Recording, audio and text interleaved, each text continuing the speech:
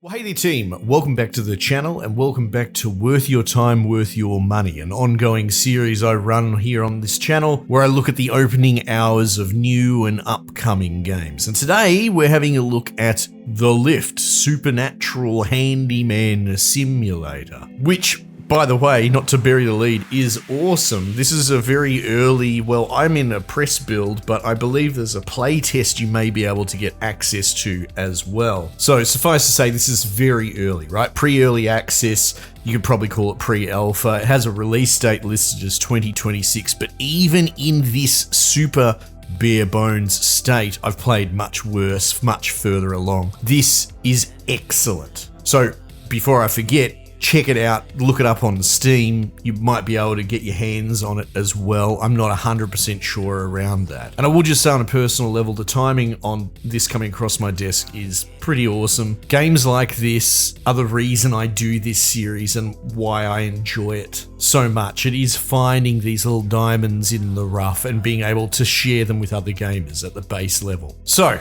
pedigree, Fantastic Signals is the name of the developer. I have no idea who they are. But publisher is Tiny Build, which I quite like a lot of their backlog. Though it's probably been a little while since they've had a big blowout hit. And while this is still on the horizon, pencil this one in, boys, because I really want to play more of it. The nature of the sort of demo build, I got called away, I had to close it down, and it, sort of just finished up. So I've only really put, 30 to 60 minutes into it, but that's enough. It's enough to get the B-roll and to tell you that this is worth being hyped for. How best to describe this game? It is a first person, I suppose you could just say a handyman simulator, it's in the title, sure, but the magic of it is something I've been touching up against in some other games recently, and I'm trying to come up with a good term. The closest I've got is something along the lines of high fidelity interfacing when it comes to controlling and, well, interfacing with the game. Fiddly stuff that doesn't feel fiddly, but it feels involved and job specific. Some other games that come to mind are things like Cash Cleaner Simulator.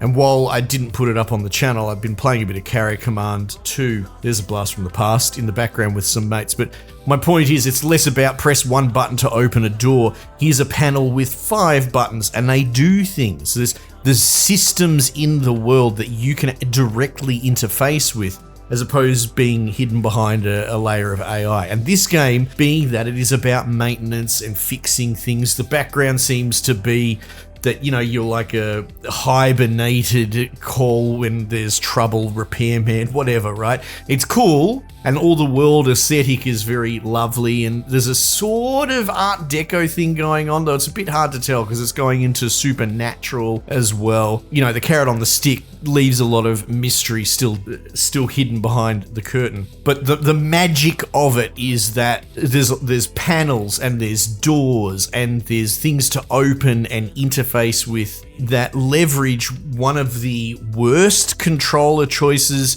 in video games up until this point. I haven't really seen mouse click, hold, flick fidelity work, and things that come to mind off the top of my head are usually your B-grade AA horror experiences. Think of things like early Bloober stuff, your layers of fear.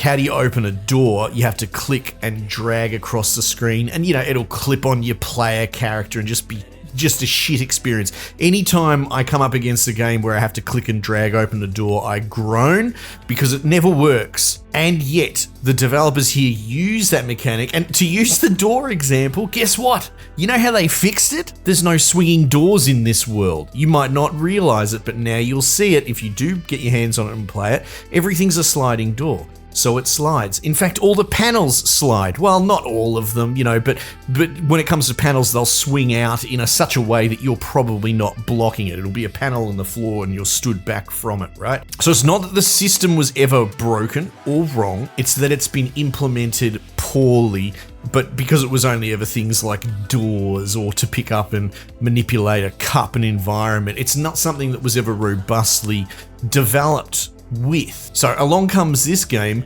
where essentially and very cleverly they put you in like a training lift at the beginning. The game's called The Lift. I've gotten up to a point where I found an actual lift that you move through. It's sort of like a headquarters, if you will, right? And there's a lot of moving parts and pumping machines and sort of fantastical machinery. I know I'm a little bit all over the place, but that's how this is. It's stream of consciousness. So like if you got down into the real moving parts of it, it's more fantastical, not steampunk, but like some of the machines are like, get a mechanical bee thing as a sort of momentum engine that you plug in, and then you turn the levers and you pump some things and it goes, right? It's all a bit, abstract, but it makes enough sense. There's enough moving stuff. And at the smaller level, things like rewiring things or putting a wire into a little engine that converts it into torque for a different output, right?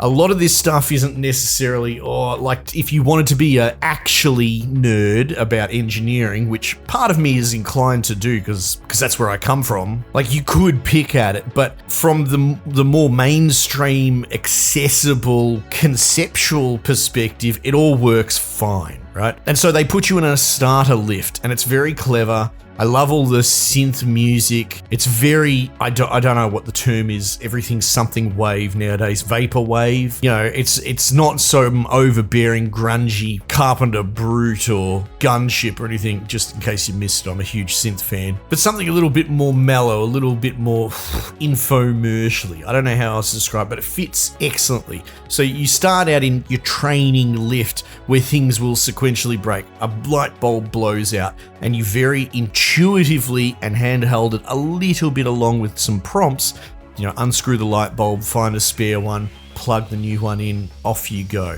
So there's lots of things to touch and open and close. You learn quickly on how to rewire things with a pretty simple, mouse wheel to rotate, mouse click to bend the wire at right angles, and you slot all this into a grid. Even things like when you get a screwdriver and you interact with a screw hole, it's not trying to do some contrived rotate or anything like that. It's righty-tighty, lefty-loosey. It's very intuitive. You click and then you just pull the mouse to the left or to the right, and it does it in one little motion. It is a masterclass in how you're supposed to do this so that there is fidelity and interaction, and yet it's not over-engineered into some sort of unwieldy or difficult to use mechanic. It might seem like such a small thing to focus on, but it is the cornerstone of what makes this game work. Everything is about follow this trail of wire. All right, find this box. It's like a control panel. Unscrew it,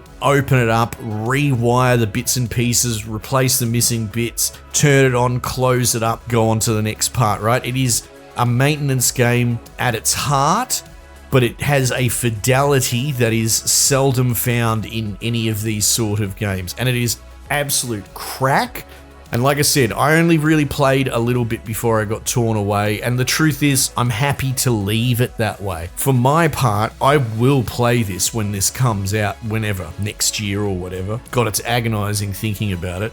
But I want to put it in front of you so that you know, and if you can get a hold of a demo or a play test or what have you, do so. Find out for yourself and see what I mean. There's nothing necessarily wrong with, press X to doubt or to pay respects. That's fine, having a one button canned animation interaction, but a game like this, where presumably it's not 100% clear, but going off the trailer and all that, you kind of do want to repair and move through the facility, and I've already seen things baiting me, flickering light bulbs and broken seats that just need a little bit of attachment and you got to jam a part in, and then there's part machines that you can trade scrap and you can buy screws and light bulbs, and the game is begging me to repair every little broken handyman thing that I find, and it knows it. It knows what it's doing, and it knew how to capture me and get me sucked in, and none of that would work if it was just one button prompts or whatever. So yeah, I'm obviously gushing. I really hope this gets the attention that it deserves.